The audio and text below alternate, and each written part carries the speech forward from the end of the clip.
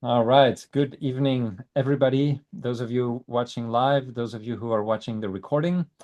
So this is our webinar number 6 out of 9. So we're more than halfway in terms of the webinars, less in terms of the phases in the methodology, but in terms of we've done a lot of the heavy hitting so far. I hope that your project proposals and the development of these project proposals is going well for all of you. Just quick reminder that next week on Wednesday I will have office hours. I know that Francisca has been also having office hours or drop-in moments, I guess she calls them. But so please don't hesitate to come, if you have any questions or if you simply want to kind of listen in on the conversations that I have with whoever comes with questions. Maybe all that helps you as you're finalizing your proposals, which are due, if I'm not mistaken, on the 6th of July. So roughly a week and a half from now. Good. So the focus of today will be the phase 3, prioritize and hypothesize. If I were to just simply summarize it in very, very succinct terms, I would say the whole objective of this phase is to make your life easier.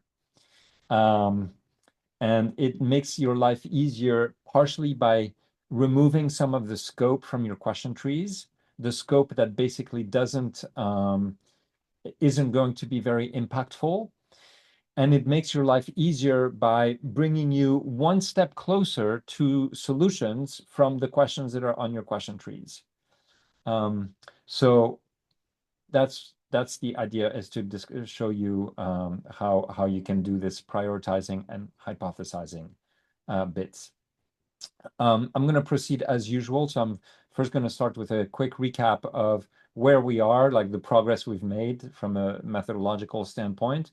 Then we'll go through the prioritize and hypothesize. Today, from a content perspective, it's actually one of the easiest webinars.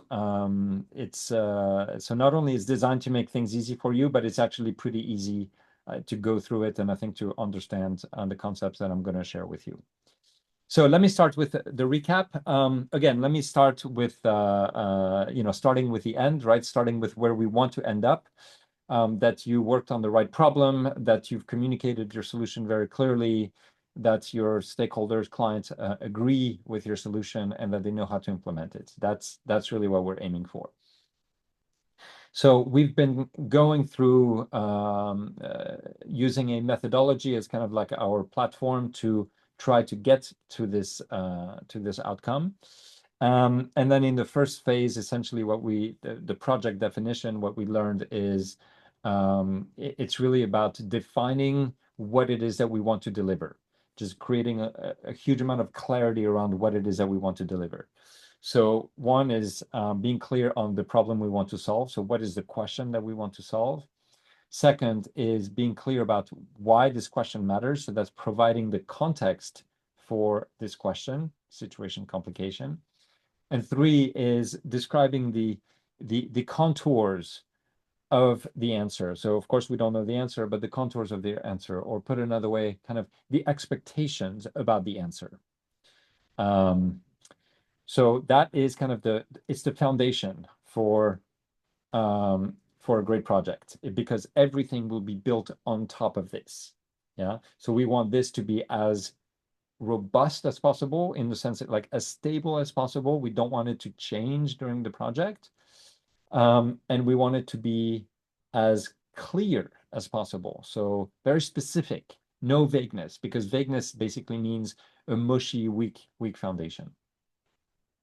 So once we are clear on what we want to deliver, with the question at the heart, then we can build a plan of attack for how to get there. And the plan of attack is essentially the question trees that we've discussed. So an analytical breakdown of the question into smaller components. Analytical breakdown, basically we can think of it as the metaphor, I think, that I've used already, but it's like, if you want to understand how a vacuum cleaner works, a very good way to do that is to kind of remove the casing and look inside and look at, disassemble the vacuum cleaner and try to understand what each part does and how the different parts relate to each other. And that's exactly what the breakdown of the question into an analytical question tree does, because you end up building something that provides you quite a bit of insight into the problem, into its different components, how they relate to each other. And it gives you an actual roadmap for how to solve the problem, because essentially all you need to do now is to answer the questions that are on the right-hand side. So kind of like the dead end points in this question tree. Because if you answer those questions, then it gives you basically a partial answer to the overall, the higher level question, the main problem. And the combination of all these partial answers brings you basically very close to what the final answer should be. But for this to work, the question tree needs to basically pass the robustness tests, all three of them. So the solution focus, as opposed to the data mining type questions, the messiness. So this is just about being very clean, avoiding overlaps, and being comprehensive. And then, of course, the fit with the context, because we wanted to make business sense. Let me just pause here for the folks who are here, just to ask if there are any questions about those two phases, and as it relates maybe to their to the project proposals that are due in a couple of weeks, that I can try to elucidate.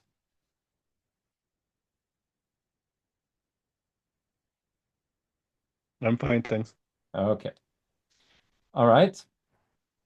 Then I think we can go into phase 3. So like I mentioned at the beginning, phase 3, the whole objective of phase 3 is to make your life simpler, to eliminate unnecessary work, and to shorten the path on the work that is worth doing. This is really it. So let me try to provide a little bit of context for it. And I'm going to use SCQ again for the context. So the situation, right, is that you're working on a business project, and that we're going to assume that you have to solve a difficult problem. Now, here's the complication. So typically, when we think about solving a problem, we often think and aspire to look for the perfect or the best solution. This is either because we're a little bit perfectionist, or simply because we want to do really well, or for any of those of you who have kind of like an engineering background, in a sense, part of your training has been that like there is an optimal solution out there to be found. But in business, looking for the perfect or the best solution is usually not very wise. And there's a couple of reasons for this. One is that most likely this perfect or best solution doesn't exist. Basically, there's no such thing as a perfect solution, right, in business, or almost. I mean, it's so rare, simply because every solution is kind of imperfect. The future is uncertain, which basically mean that even if you come up with something that's perfect now, by the time you start implementing it, it's no longer perfect, right? Circumstances will have changed. But also, just in general, it's just that the complexity of business is such that, like, in the end, you can't find perfect solutions. It's not like an engineering thing where ultimately you do find, or very often you can find something that is perfect. There's just a lot more variables at play here. So the other reason is that you have limited time, resources, and information. So even if on paper, in theory, perfect or best solutions existed, you simply wouldn't have the means to find it. So the question is really, how can we, given the limitations that we have in terms of time, resources, etc., the question becomes, how can we quickly find solutions that are good enough? Good enough. That's really the standard. Now, sometimes the standard, like good enough, might be a very high threshold, but that's really what we want to think. So instead of optimizing, we want to be thinking about satisficing, right? And the answer to this is to prioritize and to hypothesize. So these are the two big things that we're going to do. And so basically, if we think about where you are right now, right? We assume that you have your question tree complete. What does it look like going forward in terms of process, moving forward with your project? The first thing is to prioritize. So basically, so it's kind of using 80-20 logic. So basically figuring out which parts of your question tree do you want to keep and which parts you're going to deprioritize. You're going to sort of kind of cut, let's say. Then for the stuff that we keep the next step is to hypothesize. Basically what we do here is we're going to make educated guesses about what we think are the answers, the likely answers, directional answers, not specific answers, but directional answers, educated guesses. And then what we're going to do during the rest of the project, the bulk of the project, is we're going to be testing those educated guesses and refining them as we test them. So basically, instead of like looking at the whole range of possible solutions, we're going to come up with likely solutions now, and then that are directional. And then we're going to focus the bulk of our research and analysis on testing that. That's phases 4 and 6. Okay. So for these two activities in phase 3, sorry, hold on. Before I say this, I hope you can see how doing this would save you a lot of time and would make just things much more to the point. I think prioritizing, I don't need to explain, but the idea of testing a hypothesis rather than looking at all possible answers, how that is far more efficient because it's a lot more focused. Basically, it's about putting our focus, our attention on things that actually have a chance of working and not worrying about solutions that have a very, very small chance of working. That's basically the idea. So for these two activities of phase 3, there's two tools that we're going to want to use. One is kind of an intellectual tool, and we're going to want to think in terms of impact and feasibility. So these are going to be our filters for deciding what to prioritize and thinking about what are hypotheses that make sense, impact and feasibility.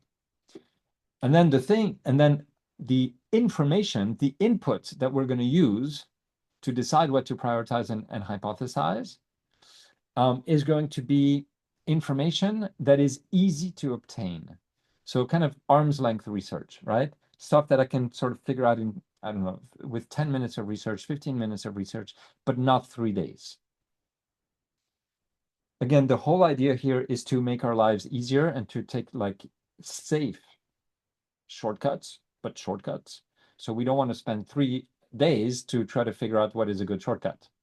Now that would be a bit contradictory. It's only once we have finished this phase, so come up with our hypotheses, that we're then going to do the in-depth research and analysis. But that's going to be focused simply on testing and refining those guesses rather than checking out and evaluating every possible solution. Okay, so that's the idea.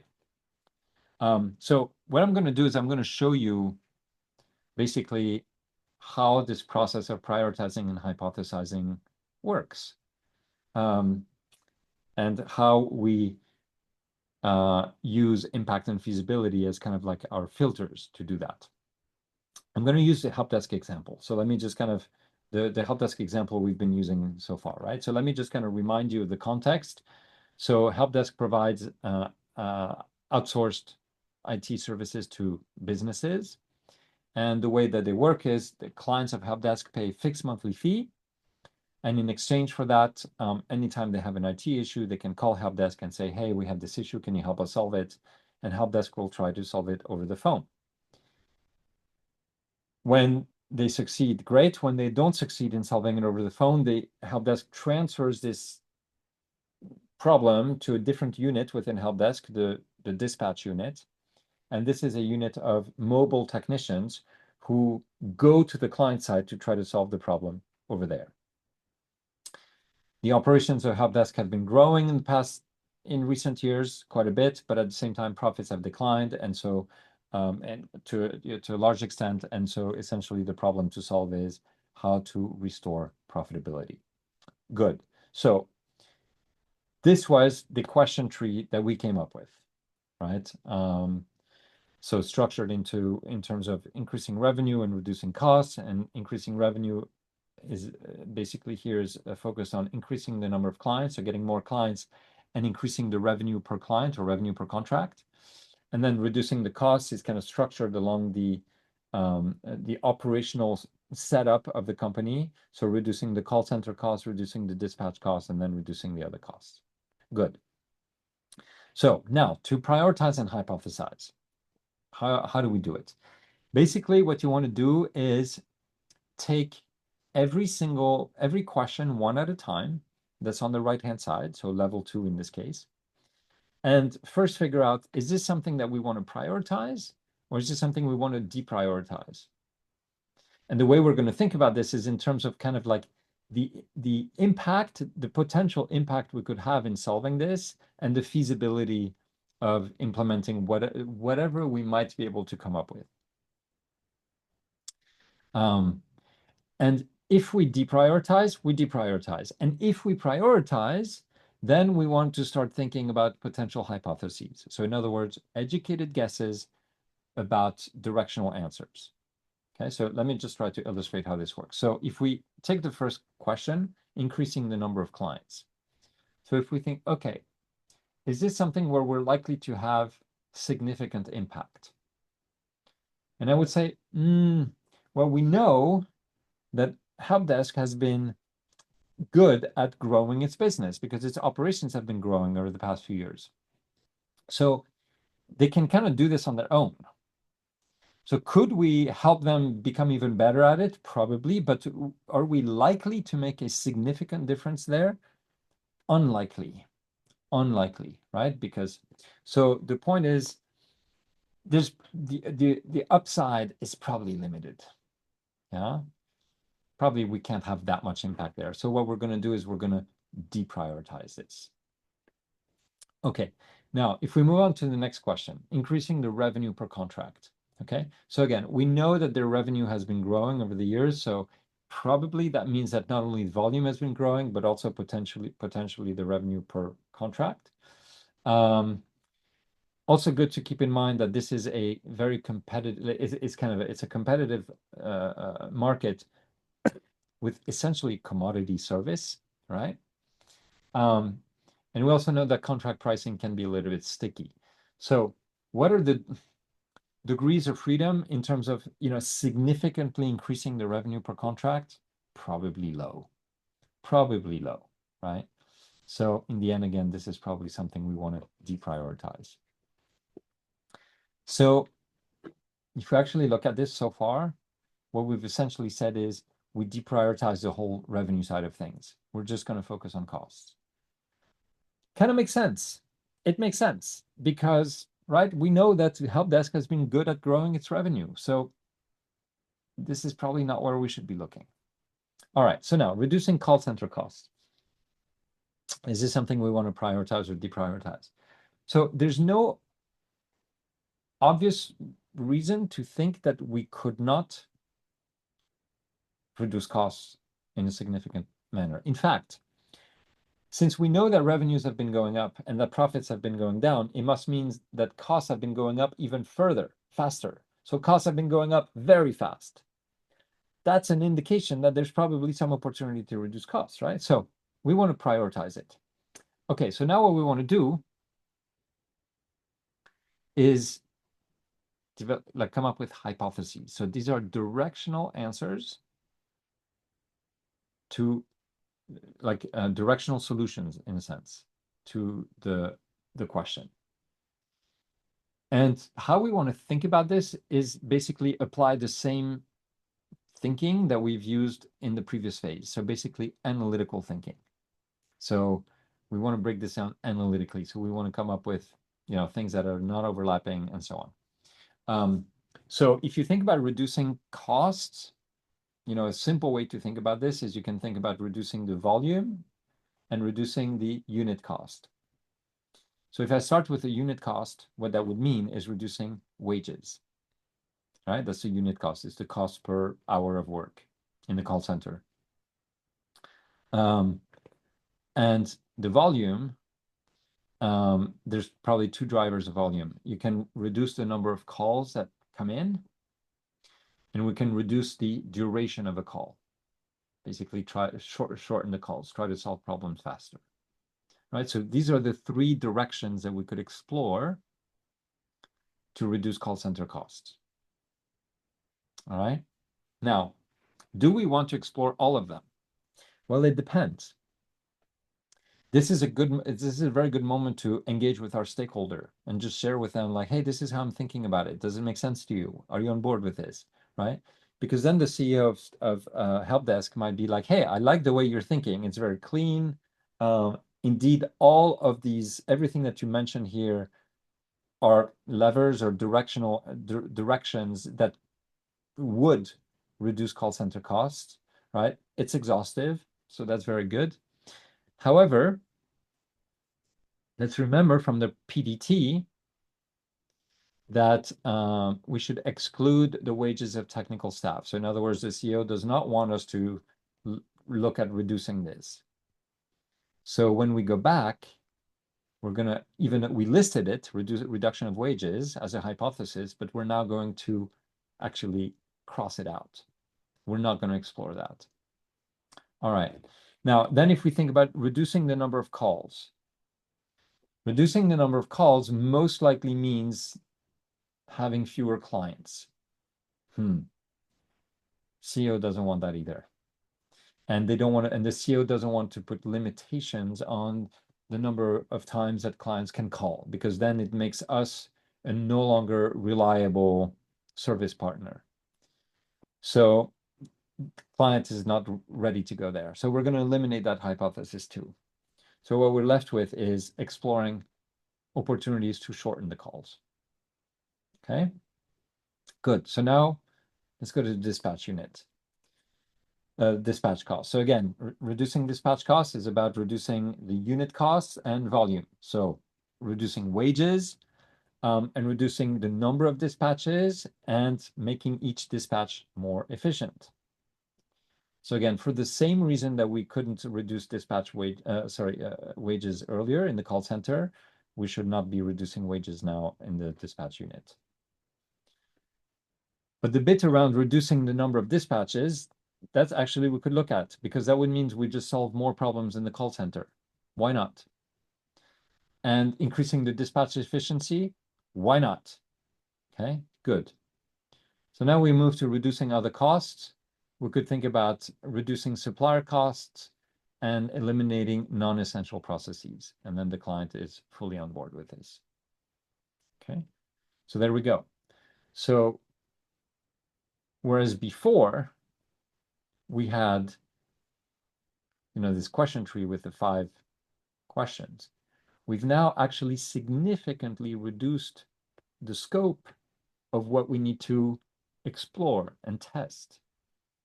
So it's so much more efficient because we're basically not going to waste our time looking at things that probably would not yield a whole lot of result, a whole lot of impact. Okay, so that's the idea. Let me just go a little bit deeper. So let's take this hypothesis of the idea of reducing the number of dispatches, right? And I just want to show you what are the implications for the rest of the project in terms of like doing analysis.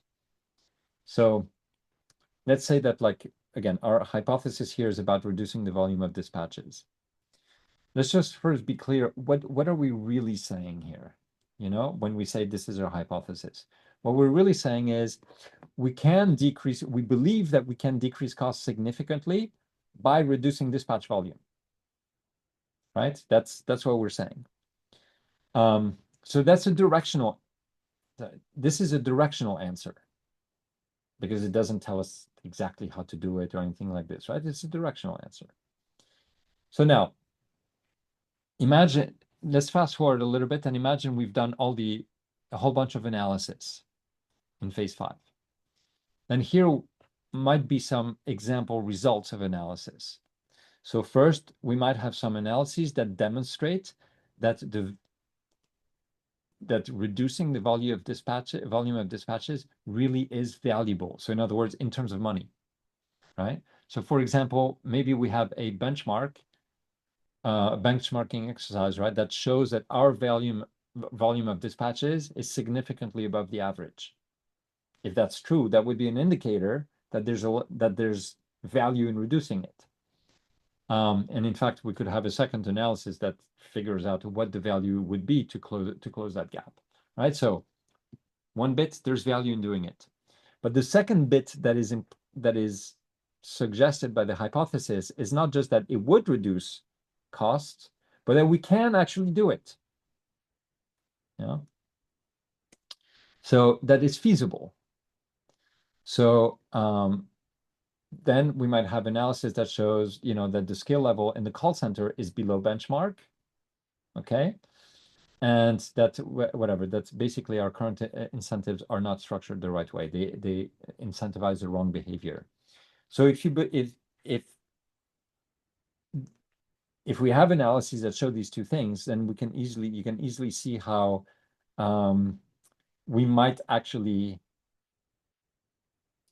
change this. That there are probably ways to reduce the volume of dispatches, right? By improving the skills and improving or restructuring incentives, right? So the kinds of recommendations that will emerge from phase 6 will be to improve the call center skills, probably through some kind of training, and to restructure the incentives towards percent of problem solved rather than number of calls handled, right? So, and now, as you can see, these recommendations that come from phase 6 are much more specific. They're refined. They're refined solutions or mechanisms that are born out of the initial directional solution, so of the initial hypothesis. And so this is just to show you what happens after you have hypothesis, like basically how that can ultimately translate into more specific solutions that themselves become recommendations. So when I went through this, right, through each question, prioritizing and hypothesizing, or deprioritizing and hypothesizing for the stuff that I had prioritized, what did I actually do? So the first thing is I started with, asking myself how to prioritize. And the way that I did it is I took each question on the right-hand side, and I thought in terms of impact and feasibility.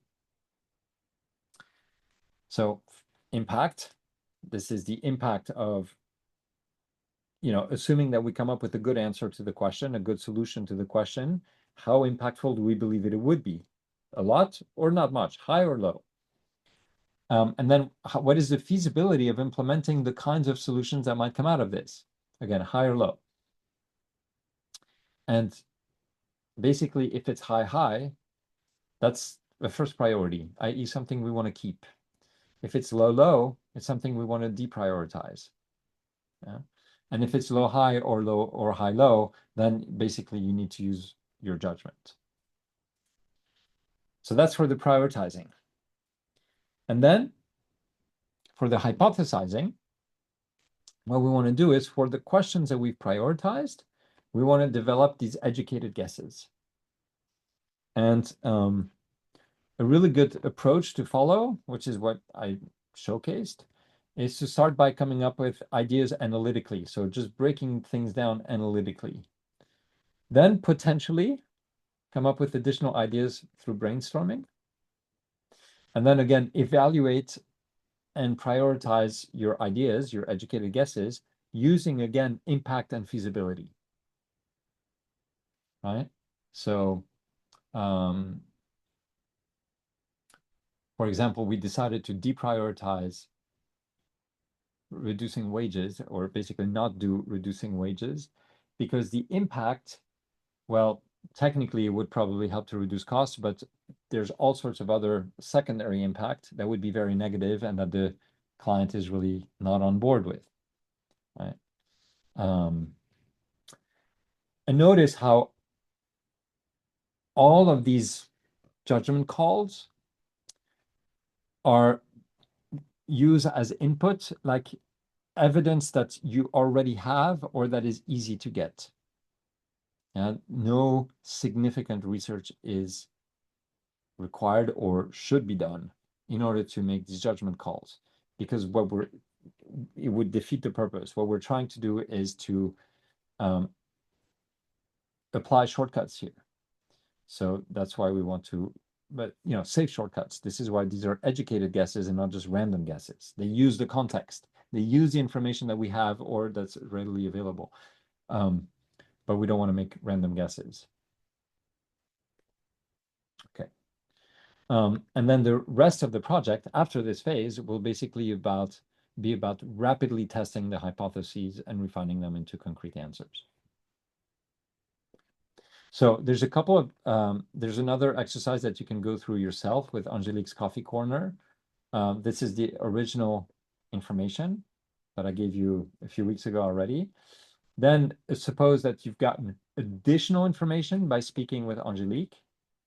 And so then the question is, the exercise to do would be to figure out which of these bits do you prioritize or deprioritize and why if you deprioritize it, and then coming up with some hypotheses. So a hypothesis again is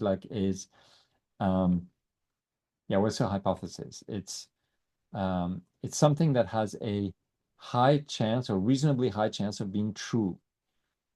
And that's because it takes into account what you know about the project, the context, what works from business experience. So it's not random. There is a logic for coming up with this educated guess. So guidelines for good hypothesis, generally like 2 to 3 hypotheses per question on the question tree. It's also possible, by the way, that one hypothesis addresses multiple questions on the question tree. For example, a loyalty program can be something that helps to increase the number of clients we have, but also increase the spend per client or the revenue per client. Your hypotheses do not need to be MECE because solutions don't have to be MECE. How we think about the problem, the breakdown of the problem should be MECE, but not the solutions. So for each hypothesis, make sure that it's well written, so clear and specific. Like you want to be very specific about what you mean, and it should be self-explanatory. Anybody should be able to understand it without needing additional context. And of course, it should have a reasonable chance of being valid. So that's based on some degree of evidence, some good logic, some good business sense, as I was saying, right? Otherwise, it's just a random thing that could have a very low chance of being valid. What is good business? Well, it means it's impactful. So assuming that the hypothesis is proven, then it would actually have a meaningful impact on the overall question or problem that you're trying to solve. Yeah, and then if applicable, you also need to think about whether it would be reasonably feasible to implement this potential solution. Okay, so these are guidelines for good hypotheses. And that's it. This is really how simple the phase is, this phase. So if we kind of go through the checklist, warning signs exercise, generally good rule of thumb, you've kind of discarded 20 to 40%, so maybe a third of the rightmost questions on your question tree. Each hypothesis is self-explanatory and written with precise language, so that's form. In terms of substance, each one has a good chance of being true because it's based on evidence and good business rationale. And if true, it would actually make a meaningful contribution to answering the overall problem. Otherwise, it's not a helpful hypothesis, right? And ultimately, the social part, the interactive part of problem solving business, right? Your stakeholders have explicitly validated your priorities and your hypotheses, right? That means they're on board with what you're proposing to actually work on and what you're proposing to leave on the side. The red flags at this stage, you're struggling to discard questions, so everything seems important. Now, it could be in some cases that like you need to keep everything, but in general, it's a red flag, yeah? You find yourself doing extensive research to either generate or evaluate hypotheses. Again, that's kind of the exact opposite of what we want, right? We're trying to implement shortcuts right now. You find yourself doing research that's not even related to that. Okay, so that's definitely a sign you're on a tangent. And voila. So next steps. So your project proposals are due 6th of July, which I think, yeah, 5. So that's a week and a half. I suggest keep working on your project, right? Refine your question trees, validate with stakeholders, prioritize key questions, start developing hypotheses. And then next week on Wednesday, if I recall correctly, the 2nd of July, yeah, is online office hours. So first come, first serve. So come if there's things you want to discuss, if you think I can help you, come if you think that simply listening in on the conversation will be helpful. And then we'll take about 10 days break. And then the following webinar will be basically phases 4 and 5. So there are basically phases that are about the execution now. And it's relatively straightforward stuff. So we'll be able to cover that in an hour and a half in the middle of July. And voila for today's webinar. Any questions from the live participants? It was all clear for me. Okay. Good. Then let me not hold you up any longer. I wish you a very nice evening. Enjoy the current days of summer, everybody. And I hope to see many of you next week during the office hours, or not, if that means that like everything is clear for you. But if it's not, I hope to see you. And then otherwise, I will see you on the 16th of July. Actually, yeah. I think the 16th of July will be tricky again because 21st of July will be our week in Cape Town. So I think a lot of people will be on the way, including me. Okay. So I'm just telling, just to prepare you that maybe Fair there enough. won't be very high attendance neither. Fair enough. Well, the good thing is that the recordings can travel with you, or you can access them from Cape Town, or when you come back. Yeah. Good. Have a nice evening, everybody. See you. Thank you, Nicholas. Bye bye. Bye.